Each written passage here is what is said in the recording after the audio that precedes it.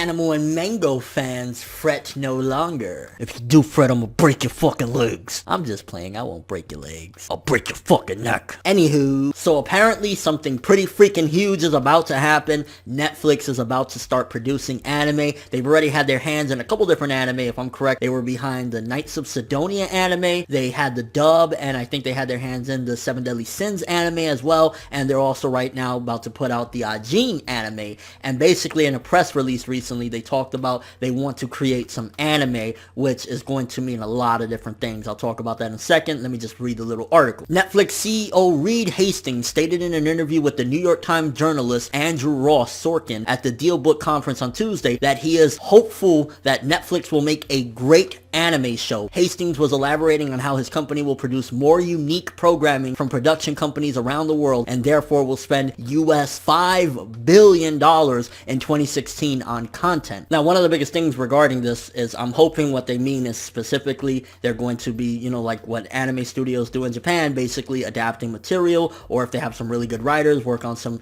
new material as far as working with the people in Japan, like, you know, how Code Geass was an anime original, shit like that. And if that's the case, then this is going to be big because first of all, Netflix is huge and we will now be able to say while watching brand new anime that we will Netflix and chill, bruh. So that's really awesome, and honestly for the industry this is great because that means that it's getting the notoriety. And to be honest with you, I think one of the biggest reasons as to why they are starting to get their hands into this is because Crunchyroll has been a huge success. If I'm correct, they have like over 750,000 users on Crunchyroll right now. People that are actually paying, I think it's like 250,000, but that's still huge for, you know, an anime service. And they're thinking, okay, we want some of that over here, and if we do that, then we have all the exclusive rights, and ultimately nobody can take this from us, and we're going to be able to make all this money. So with Netflix doing this, it's kind of making me concerned in regards to like other streaming services, in particular Crunchyroll, because Crunchyroll is a granddaddy of them all. If Netflix starts making these really good relationships with a bunch of different, you know, anime studios and whatnot, and like, oh yeah, you want this? Yeah, we'll do it. We'll work with you and we'll make it and we'll invest the money and all that good shit, but we want all the rights. And they start making, you know, these relationships, and then it's like, next thing you know, Crunchyroll ain't getting this, Netflix is getting that, and it could be problematic as far as places like Crunchyroll. And then if they make a monopoly, who knows, Crunchyroll could go bye-bye in the future. So that's one of the things that definitely scares me a little bit in regards to this, just because Crunchyroll is a great service. Likewise with the Funimation streaming service. I mean, Funimation could end up getting fucked over. Who knows? Netflix could, in a sense, with this, you know, their money being thrown around, and I know it maybe sound like I'm exaggerating a bit, and I probably to a degree am, but they could definitely have a stronghold over this if they start to invest money with studios and whatnot and start making some anime. So that's kind of a little bit why I'm thinking like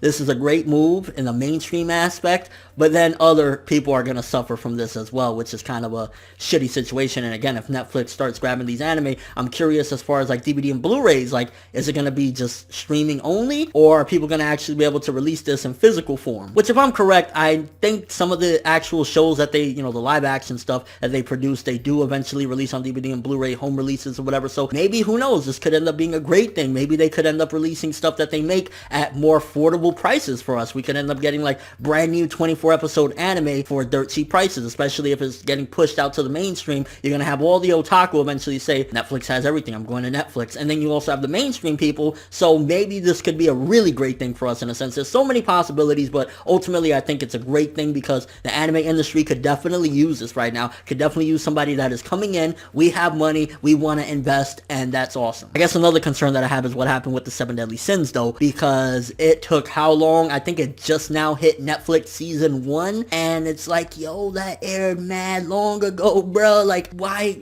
you know, it's taking so long? Like, if anything, I would love simultaneous release with, okay, it airs in Japan, same day we get it on Netflix. Like, that's what I would ideally like as well. That's one of my concerns. It's like, I want to have, you know, a similar release, because if you're gonna make it stretch out, then people ain't gonna give a fuck, and people are gonna continue to do the whole piracy shit. It's just a reality. But either way, I can't wait to see how this unfolds, because it could have a great impact, it could have a positive impact, there also could be some negatives to it, but we gotta wait and see. Let me know what you guys think though. If Netflix starts to really take on a lot of anime, make some of the shows, like, you know, some of the manga that you want to see in anime form, and they make these anime, would you really be considering going and getting a Netflix subscription? And do you think that this is a good thing overall for the anime industry, or do you think this is bad? Do you think that this could eventually put Crunchyroll under if Netflix starts investing, getting all these series. Crunchyroll can't get the license, and ultimately, like, they hold a stronghold on the industry. Any overall thoughts of this? But that's all I have for this one. Thanks for watching. Hope you enjoyed. If you liked anything I had to say or enjoyed the video, drop me a like. I'd greatly appreciate it. And if you haven't subscribed, if you could do so as well, that'd be amazing. I'm ForneverWorld, and as always, people, have an awesome day.